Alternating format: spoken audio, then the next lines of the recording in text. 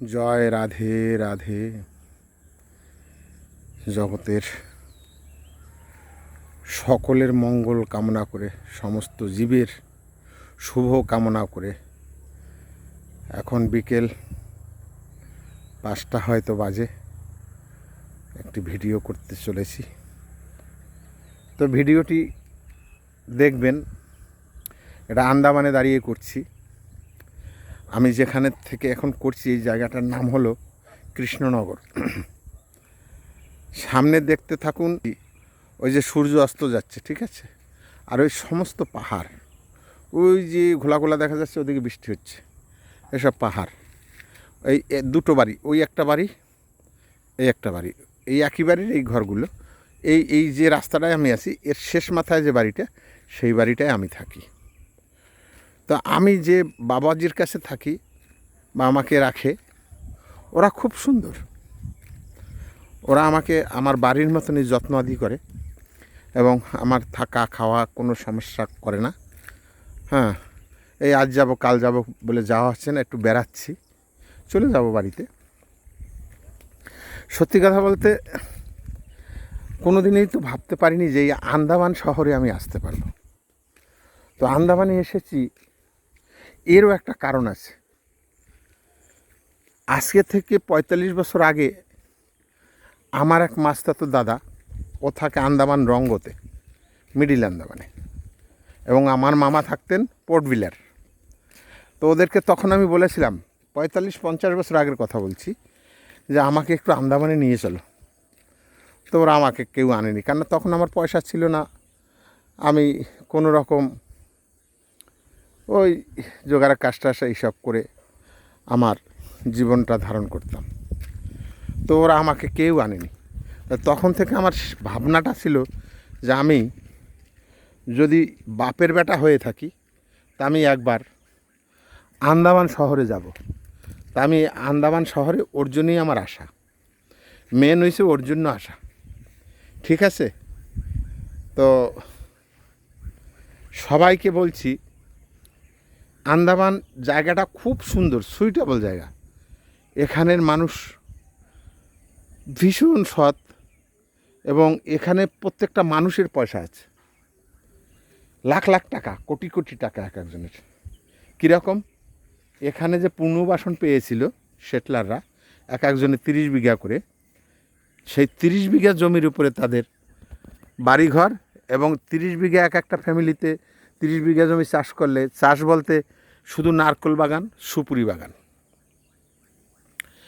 এখানে তারা বিক্রি করে বছরে এক একটা ফ্যামিলি, যে ফ্যামিলি কম বিক্রি করে তারা হয়তো 20 লাখ টাকা বিক্রি করে।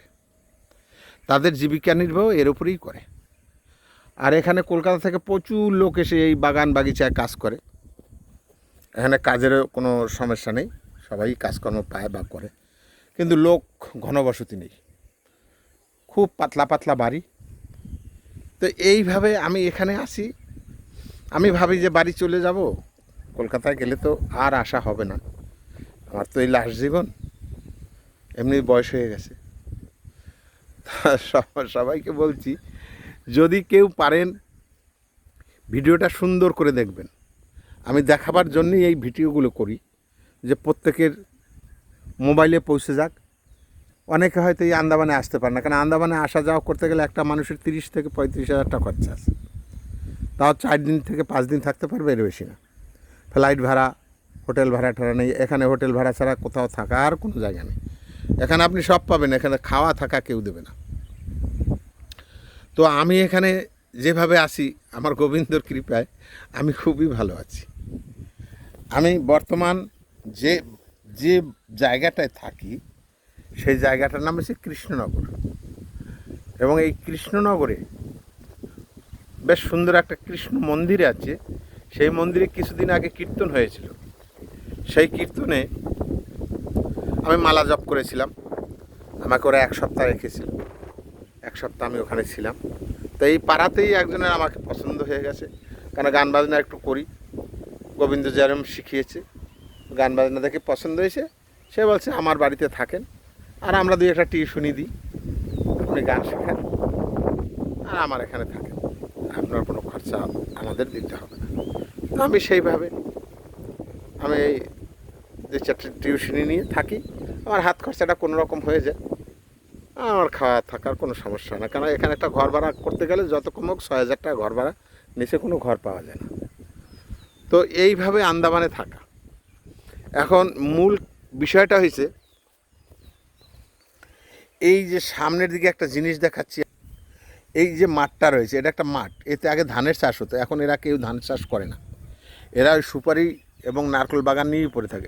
ওই যে পাহাড়গুলো দেখুন, এগুলো সব পাহাড়, সব পাহাড়, হ্যাঁ পাহাড় আর পাহাড়, আর ছোটোখাটো পাহাড় না, এক একটা পাহাড়ে ধরুন 2000 মিটার উঁচু, 1500 মিটার উঁচু এইরকম।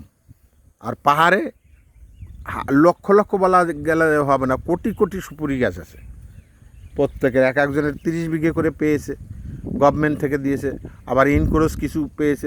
ইনক্রোচ অর্থাৎ আরও বড় এরকম পাহাড়ের সামনে দিয়ে বাগিচা হয়েছে, সেটা কেটে পরিষ্কার করে এরা আবার নিজেরা চাষবাস করে।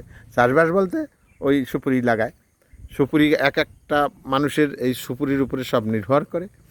এবং এখানের পরিবেশ আরও ভালো। আরও কিছু কথা বলি, এখানে প্রত্যেকটা মানুষ শিক্ষিত, মূর্খ মানুষ নেই। এখানে এক একটা বাচ্চাকে জিজ্ঞেস করলে কেউ বলে 10তে পড়ি, কেউ বলে 11-এ পড়ি, কেউ বলে 12 ক্লাস, কেউ কলেজ। আর এখানে চাকরিজীবী, প্রত্যেক বাড়িতে 1-2 করে চাকরি, সরকারি চাকরি আছে, কেন এদের এই ফ্যাসিলিটিটা দিয়ে রেখেছে সরকার। এখানে এই জিনিসটা আছে। তাই যাই হোক, প্রভু সবাইকে বলছি আপনারা আমাদের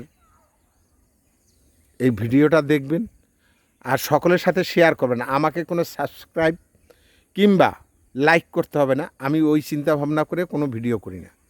আমি শুধু মানুষে দেখুক, দেখলে যাতে বুঝতে পারে, যেমন আন্দামান শহরটা ঘরে বসে দেখতে পাবে। এটা এইগুলো কিন্তু শহর। এখানে ওই আমাদের কলকাতার মতন যে একটা জায়গায় একটা চায়ের দোকানে সেখানে পার ডে 200-300 লোক হয় না। এখানের মেন শহর হচ্ছে হ্যাবলোকে হয়তো বিকেলবেলার দিকে বা সকালবেলা 10টার পর থেকে সব মিলিয়ে হয়তো 500 লোক আছে বা 400 লোক আছে। ওইটাই একটা শহর এইরকম। যাই হোক, আপনাদের সকলের কাছে আমার প্রার্থনা রইল, আপনারা সবাই সুখে থাকবেন, ভালো থাকবেন, সুন্দরভাবে ভিডিওটা দেখবেন, সবার সাথে শেয়ার করবেন, আর সবাই ভালোবেসে বলবেন রাধে রাধে। ভগবান শ্রীকৃষ্ণ নাম নেবেন সনাতনীরা, আর আমার মুসলিম ভাইরা তার ধর্মের নাম নেবেন। সবাইকে আমার নিজের আন্তরিক শুভেচ্ছা ও ভালোবাসা জানিয়ে আমি এখন ভিডিওটি শেষ করতে চলেছি।